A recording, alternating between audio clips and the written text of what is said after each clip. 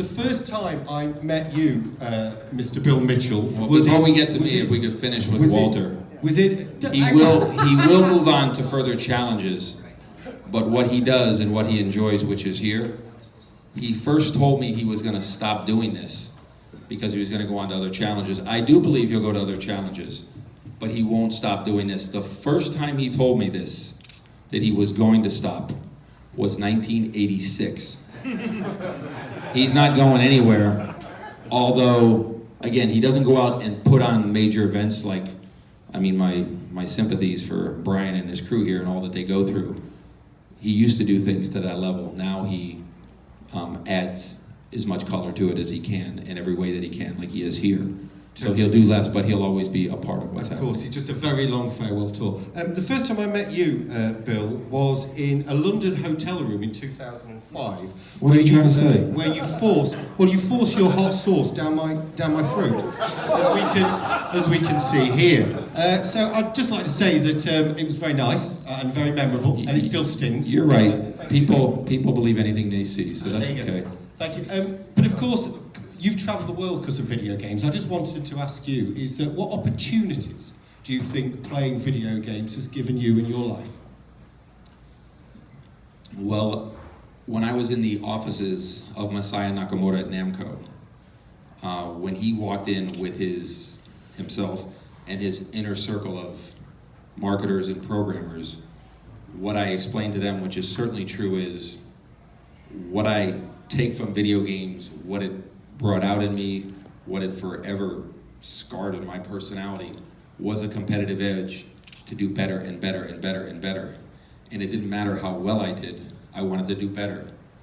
Not that I ever brag, but for example, at different games at different times in the 80s,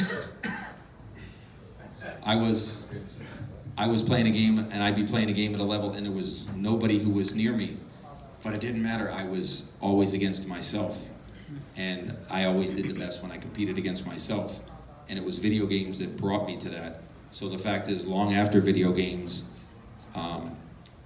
being in business, being a father, being a husband, I'm constantly, I guess I'm hard on myself, wanting to be better and better and better and better. You mentioned you're a father. Would you encourage your son to take a similar route that you have had in playing video games? Okay, well, I didn't have to encourage him. He played games obsessively. Of course, they were home games. He first played arcade games because we never had any home games. He played Pac-Man, he called it a biting game. And he called Donkey Kong the monkey game. But that quickly died once a home game was given to us by a friend, and he came in. And without lying, I really toyed at the idea. I'm in his room, it's late. I mean, I wake up at 4:30 in the morning, I go to the bathroom, I go in his room and he's playing games. And so I toyed with the idea of just taking it from him. But I was tortured as to whether or not I should do that or not, because he had a 4.9 grade point average. He made it difficult for me to argue with him. And so the fact is, I never did take it from him, but to answer your question, he went off to college, and he said to me, he said he had to focus in college. He said, I can't take these with me. And he didn't. And to be honest, that's something that I don't know that I would have the focus to do when I was his age. I mean, I wouldn't have. There was nothing that stopped me from playing games when I was his age, except I couldn't play at home. I had to travel. The picture we've got up now... No, I wouldn't encourage him. The picture we've got up now is probably the image that most people around the world will recognise of you, with the raised thumb, the stars and stripes tie, possibly Pac-Man somewhere nearby. I just wanted to know that that's kind of become your persona. Do you find that can sometimes be a burden, that people expect you to act and say things in a certain way? And can that ever be somewhat of a weight on your shoulders? So you're looking for some dirt here?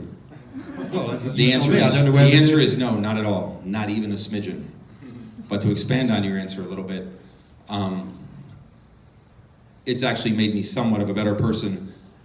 People who know me, I'm an aggressive driver. I have my right to road rage. And the fact of the matter is, I don't do that anymore. I know I can't because people recognize me. So if that means I want to set a good example or I don't want to get in trouble, I don't know. but the fact is, it's caused me to be a better person.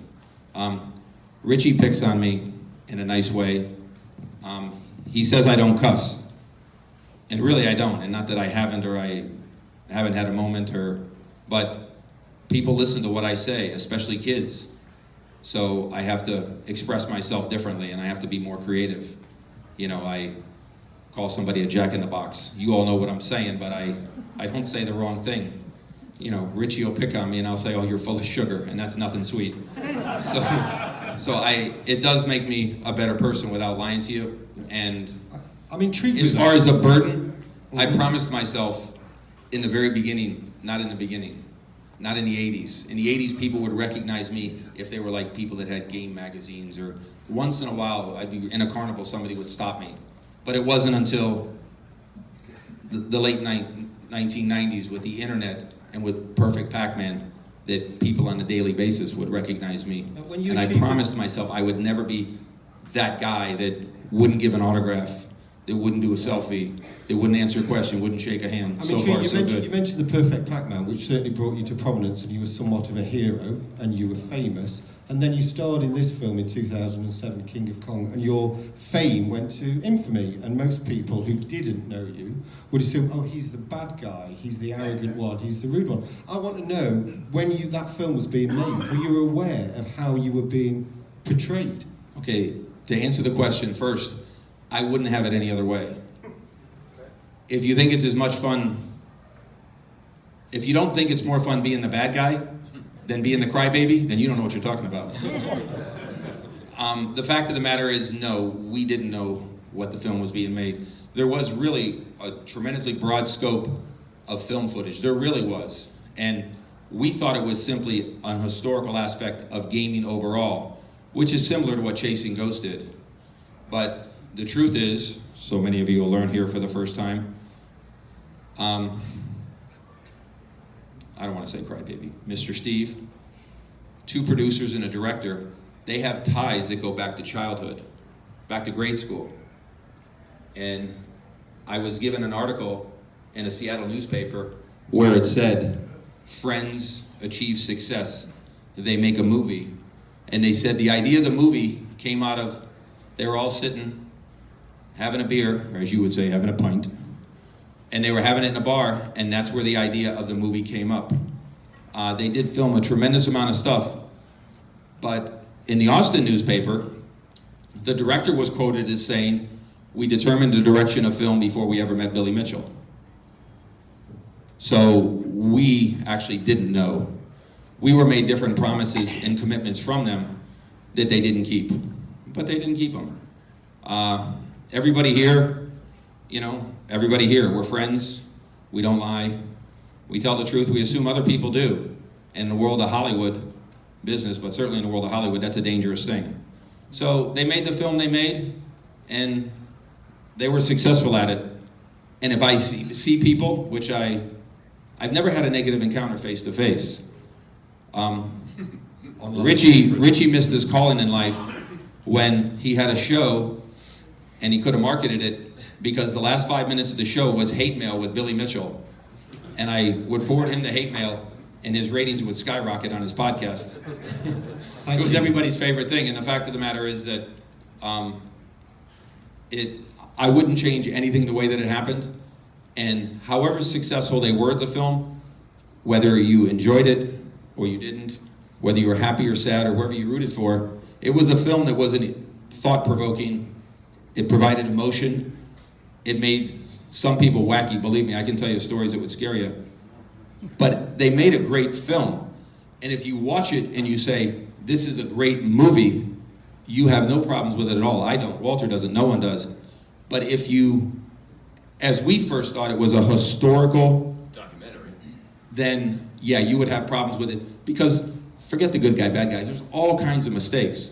So I don't look at it as saying, gee, they did us wrong. I look at it and I say, they made a great movie. We go around, all of us, and we have things on the record and we do things historically and we answer the questions. They made a great film. That's what they did. And so I don't look at it and say, gee, Steve, you deceived us. Steve made a movie. Steve did a good job, as did his friends. It's all your perspective and how you look at it. Ladies and gentlemen, Mr. Bill Mitchell, a legend. Sorry, I'm sorry, I don't answer Richie. short questions. I give you the long Sorry, version. it's all right. You pass on to Richie. We've just been talking about films. Mr. Richie